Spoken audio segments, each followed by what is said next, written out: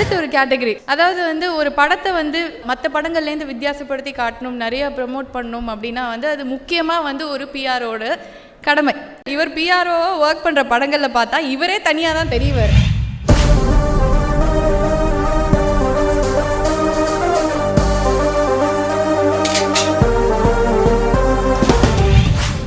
Behind Words Gold Medal Best PRO.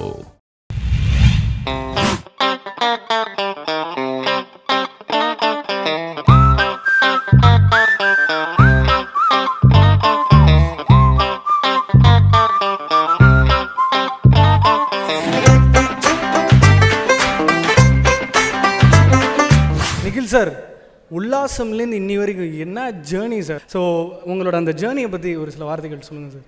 அனைவருக்கும் வணக்கம். பெரிய பெரிய ஜாம்பான்கள் வாங்கும் இந்த மேடையில் என்னையும் விருது வாங்க வைத்த என் அப்பா, அம்மா, மனைவி மற்றும் கடவுளுக்கு நன்றி. மற்றும் எனக்கு வாய்ப்பு கொடுத்த அனைத்து தயாரிப்பாளர்கள், இயக்குநர்கள் மற்றும் இந்த வெற்றிக்கு முக்கிய பங்கு வகிக்கும் என்னுடைய உதவியாளர்கள் அனைவருக்கும் நன்றி. Sir, on a very serious note, ஒரு காஸ்டியூம் டிசைனர் ஆகிறதுக்கான அத்தனை தகுதியும் உங்களுக்கு இருக்குது. அதை எப்போ சீரியஸாக எடுத்து பண்ணுவீங்க?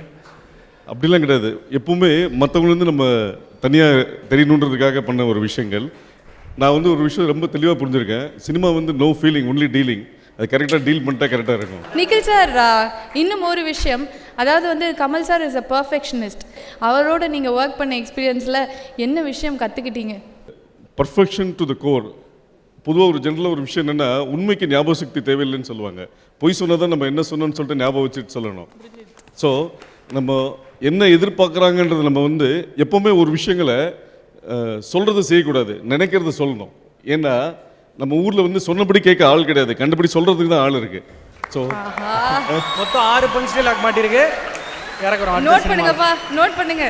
ஒரு விஷயத்தை சொல்லிக்கொள்ள ஆசைப்படுறேன். கமல் சாரை கூட நான் தேடி கண்டுபிடிச்சிடுவேன். ஆனால் அந்த நிக்கல் சாரை என்னால் கண்டுபிடிக்கவே முடியாது. அவ்வளவு சுறுசுறுப்பு, அவ்வளவு வேகம். கமல்கிட்ட வேலை செய்கிறது ரொம்ப கஷ்டம். எப்போவுமே வித்தியாசமாக செய்யணும்னு ஒரு மாடர்ன் உலகத்துக்கு போகிற கமல்கிட்ட நிக்கல் சமாளிக்கிறாரு அப்படின்னு சொன்னால் நிச்சயமாக நிக்கல்கிட்ட அந்த திறமை இருக்குது. அதனால தான் அவருக்கு இந்த விருது கிடச்சிருக்குங்கிறத சொல்லிக்கொள்ள ஆசைப்படுறேன்.